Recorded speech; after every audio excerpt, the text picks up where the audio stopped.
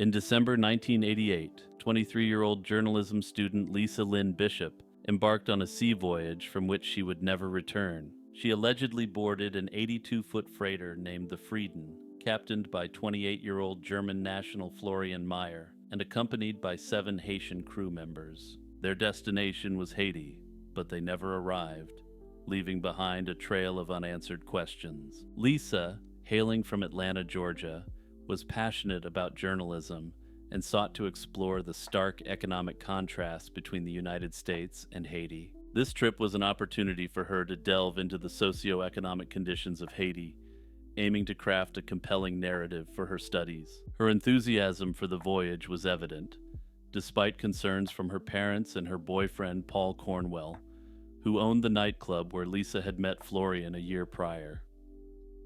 Paul recalled their discussions before her departure, with Lisa being convinced that this trip was her golden opportunity to gather material for a groundbreaking article. On December 17, 1988, the Frieden set sail from Miami at approximately 2:30 p.m. The plan was to reach Haiti within a few days. However, when Christmas passed without any communication from Lisa, her family and Paul grew increasingly anxious. Their concerns led them to contact the U.S. Coast Guard, which subsequently launched a search operation in the Caribbean. Despite their efforts, no trace of the Frieden or its occupants was found during the initial search. The mystery deepened in April 1989 when Bob Nyberg, an underwater salvager, came across an article about the missing freighter. He realized that he had seen the Frieden docked in Georgetown Harbor on Grand Cayman Island, far from the intended destination, approximately 2 weeks after it was reported missing. This sighting suggested that the ship had veered significantly off course. Further investigations revealed that Florian had been spotted on the island in the company of an unidentified man. These revelations provided a glimmer of hope to Lisa's family, but also raised numerous questions about the circumstances leading to the ship's disappearance. Delving deeper, Paul Cornwell discovered that Florian had connections with a Haitian individual named Philippe, who had reportedly chartered the Frieden. There were insinuations that Philippe might have been involved in human smuggling operations, or your more standard smuggling, casting a shadow over the nature of the voyage. This information led to significant official speculation about possible foul play. Despite these leads, the trail eventually went cold. Over the years, there have been sporadic reports of the Frieden being sighted under different names, but none have been conclusively verified. The families of the Haitian crew members also reported no contact since the disappearance, and Florian's parents stated they hadn't heard from him since 1988. These factors suggest various possibilities, including the ship sinking due to adverse conditions or mechanical failure, or the crew falling victim to criminal activities. While the human trafficking angle has been given significant weight, there are a few factors here that complicate that theory. Florian and the 7 Haitian crew members disappeared as well, which suggests that Lisa wasn't the only one targeted. Another theory suggests that the purpose for the trip to Haiti was to pick up a shipment of substances to be brought back to the United States. Under this theory, the crew members of the Frieden were eliminated and their cash for the substances confiscated. Capgras delusion is a rare psychiatric disorder in which a person believes that someone close to them, a spouse, friend, or family member, has been replaced by an identical-looking imposter. Although uncommon, it can occur in various conditions, such as schizophrenia, dementia, and bipolar disorder. People experiencing Capgras may become fearful or hostile toward the supposed imposter, which can seriously strain relationships and overall well-being. Historically, Capgras delusion can be traced back to 1923, when French psychiatrist Joseph Capgras published a report describing the phenomenon in detail. He introduced the notion that some patients might claim their loved ones had been replaced by doubles, even though they recognized their faces on a purely visual level. Capgras observations pointed to a disconnect between emotional recognition and the familiarity response, effectively laying the groundwork for modern research on this delusion. Early interpretations of Capgras delusion were largely psychoanalytic. Physicians believed it might reflect hidden conflicts or unconscious feelings toward the replaced loved one. Over time, however, the emphasis shifted toward neurological explanations. Researchers began noticing that patients with certain types of brain injuries or dementia sometimes manifested Capgras-like symptoms. This shift highlighted the possibility that lesions or degenerative changes in regions responsible for face processing and emotional response could give rise to delusional misidentification. In present-day understanding, the delusion is often thought to result from a disruption in the normal integration of face recognition. Ordinarily, when you see someone you know, you experience a sense of familiarity that goes beyond mere visual recognition. For individuals with Capgras, the visual recognition process remains intact, yet they don't feel the expected emotional connection. Clinical presentations of Capgras can vary widely. Some patients are only mildly affected and will simply comment that something is off about their loved ones. Others, however, may become convinced that an elaborate conspiracy is at play, believing multiple imposters have replaced different people in their life. In severe cases, the delusion can lead to aggression or refusal to interact with the supposed double, creating challenges for caregivers and mental health professionals alike. Treatment for Capgras delusion typically depends on the underlying condition. If the person has schizophrenia or bipolar disorder, psychiatrists may prescribe antipsychotic medications to reduce or even entirely eliminate delusional thinking. In cases where dementia or a neurological injury is the culprit, interventions might focus on managing cognitive deficits and creating supportive environments. On October 28, 1991, 29-year-old Selena Marie Eden vanished after being last seen at a hospital in San Francisco, California. Selena, a former Air Force member turned journeyman construction worker, was known for her daring spirit and independence. On November 29, 1989, her life fractured when her motorcycle collided with a truck in San Francisco. Admitted to the hospital as a Jane Doe, she suffered catastrophic injuries that left her in a 6-week coma. She suffered permanent damage to her left eye, her left thigh was crushed, and she suffered fluid buildup around her brain. Unsurprisingly, she also suffered from significant memory loss, even losing her core memories of who she was. Her ID was lost in the accident, delaying her family's awareness of her condition for 7 days. After 2 months of hospitalization, Selena moved to San Diego with her mother, Clarissa, to recuperate. Though her physical health improved, her mental state deteriorated. She experienced confusion, frustration, and personality changes, often forgetting conversations or lashing out in anger. For anyone unaware, these are pretty typical symptoms of someone who suffered from a traumatic brain injury. Clarissa noted that Selena reverted to a, quote, childlike demeanor and had a serious inability to accept her limitations. By May 1990, Selena insisted on returning to San Francisco, hoping familiarity would aid her recovery. Instead, her mental struggles deepened, with friends observing her disorientation and memory lapses. Selena maintained regular phone contact with her mother until October 1991. During their last conversation, she grew evasive, telling Clarissa, quote, "Don't worry if you don't hear from me for a month or two." Days later, on October 28th, she was last seen at a San Francisco hospital. A private investigator hired by her family later reported unconfirmed sightings in the Tenderloin district, a gritty neighborhood known for homelessness and crime. However, these sightings didn't lead to any concrete evidence. Intriguingly, Selena had confided in friends about plans to leave San Francisco with a mysterious woman. Tracy Cavaretta, a friend, recalled Selena mentioning a haphazard plan to travel to the Midwest with this individual, though she provided no details about the woman's identity. Unfortunately, while Tracy had been told where the specific location would be, she forgot this crucial piece of information. This claim, coupled with Selena's vulnerable mental state, fueled speculation about coercion or exploitation. A number of theories exist in relation to Selena's mysterious disappearance.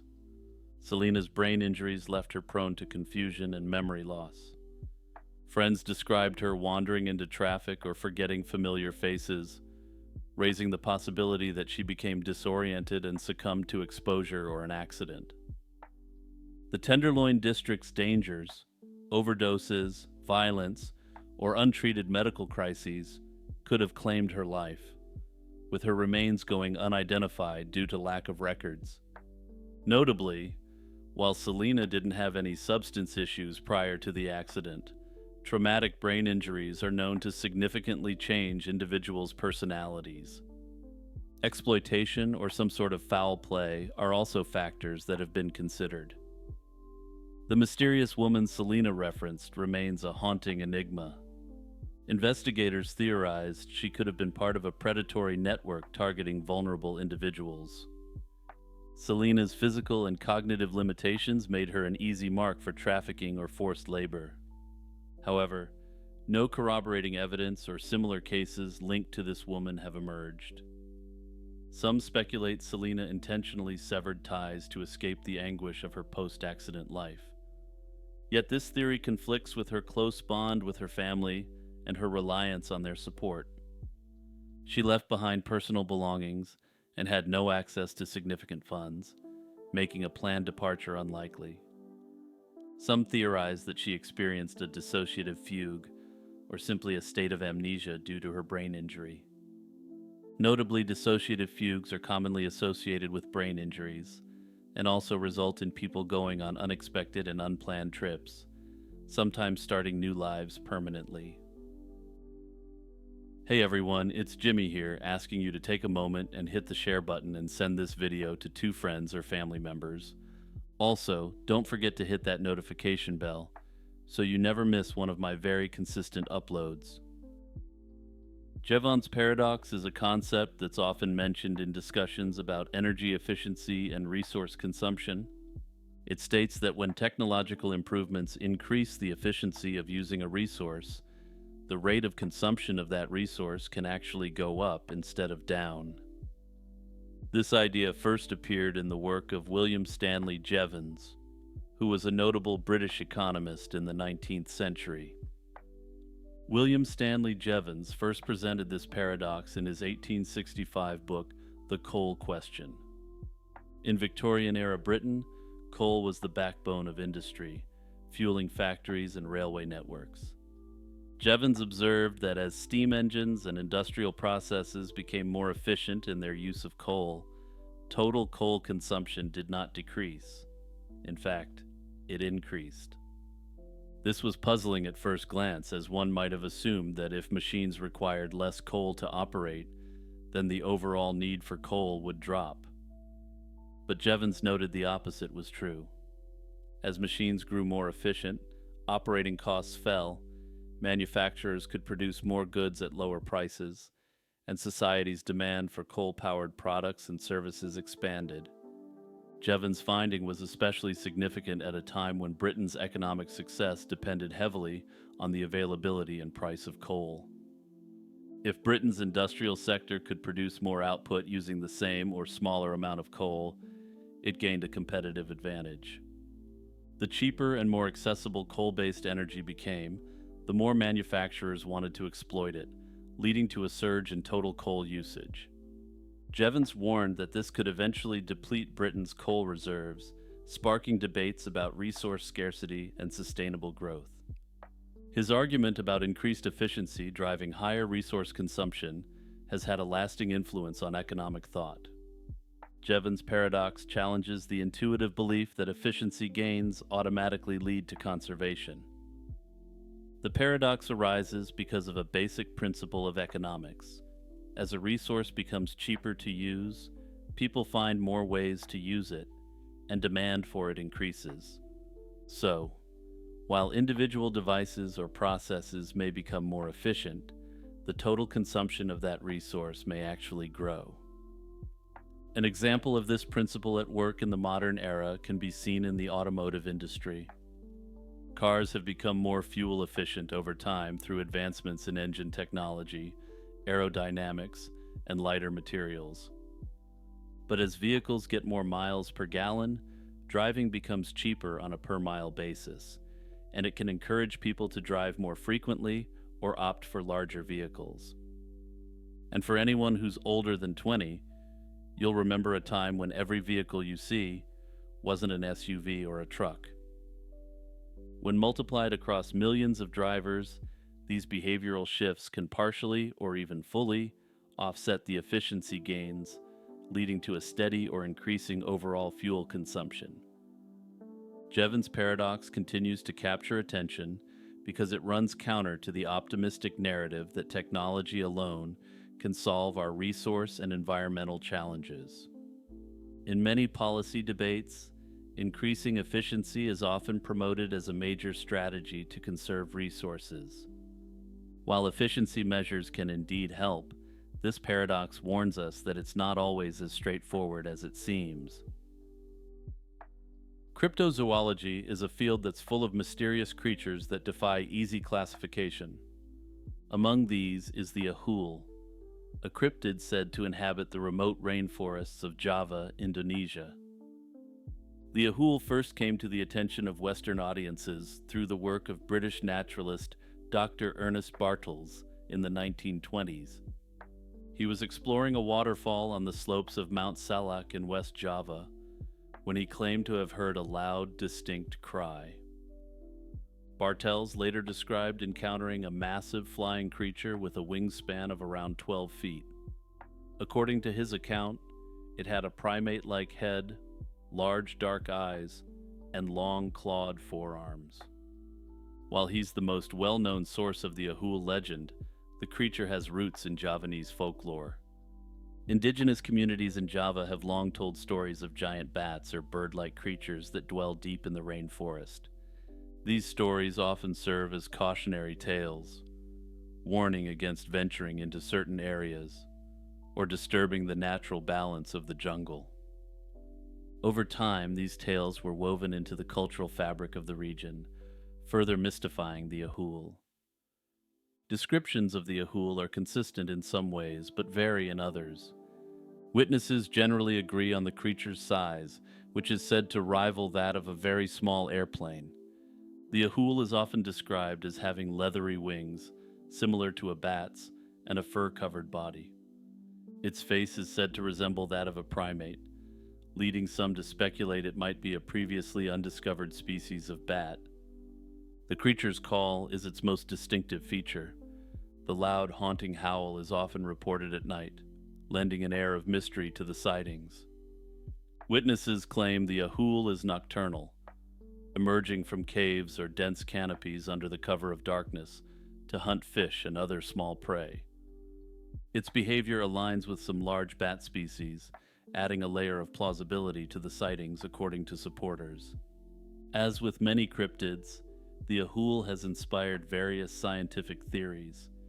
Some researchers suggest it might be a misidentified known species, such as the flying lemur or the colugo. And as an aside, you're going to want to look at the screen to check out the colugo. Half of you are going to think it's the cutest animal ever and wonder why you've just heard about it, and the other half will wish you never saw the creature. Although these animals are significantly smaller than the ahool, their gliding ability and nocturnal habits might explain some of the reported sightings. Under this theory, shadows and low light settings can significantly impact how the creature looks. Another theory is that the ahool is based on sightings of the giant fruit bat, or flying fox, which is native to Southeast Asia. These bats have wingspans of up to 5 feet and are often seen in large groups, which could amplify their perceived size and lend credence to the legend. However, the most intriguing hypothesis involves the possibility of a surviving prehistoric species. Some cryptozoologists suggest the Ahul could be a descendant of the pterosaur, a type of flying reptile that lived millions of years ago. Others believe that the creature isn't one that can be explained by science, believing that it's some sort of folkloric beast. Despite numerous reports, there's little to go on with the Ahul. No physical remains, clear photographs, or other definitive proof of the Ahul's existence have ever been found. Notably, I wasn't even able to find a recording of the supposedly distinctive sound the Ahul makes. This lack of evidence has led many to dismiss the Ahul as a product of myth, misidentification, or exaggeration. The urban legend, commonly referred to as the choking Doberman, first gained widespread attention during the early 1980s. In its most well-known version, a couple returns home late at night to find their beloved Doberman Pinscher choking and seemingly unable to breathe. Panicked, they rush the dog to an emergency veterinarian who sedates the animal and discovers several human fingers lodged in its throat. As the vet works to stabilize the dog, the frantic couple returns home, only to find their kitchen or a nearby room in disarray. The implication is that a burglar had broken into the house, been attacked by the dog, and hastily fled the scene minus a few fingers. Though endlessly repeated, this story has never been verified with any confirmed documentation, and no reputable news source has ever produced evidence that it happened in reality. In the early 1980s, concerns over rising crime rates and home invasions in urban and suburban neighborhoods may have contributed to the popularity of the story. Dogs, especially powerful breeds like Dobermans, were commonly seen as protectors of the home. Thus, the tale of a guard dog heroically thwarting a burglar, albeit with a grisly twist, resonated with many listeners. In this way, the choking Doberman served as a cautionary tale. It warns of the dangers lurking just outside the family home's walls, while simultaneously reassuring homeowners that they weren't entirely defenseless against intruders. Like many urban legends, the details of the choking Doberman vary depending on the storyteller and the region. Some versions specify the couple's location as a city in the southwestern United States, while others provide no geographic details at all. Occasionally, the number of fingers found in the dog's mouth changes, and sometimes it's not fingers, but another body part. In other tellings, the couple phones the veterinarian from their home and is told, in chilling fashion, to leave the house immediately and await the authorities. The popularity of this legend was bolstered by its appearance in the media. A few tabloid-style publications hinted at similar incidents, further entrenching it in the public imagination.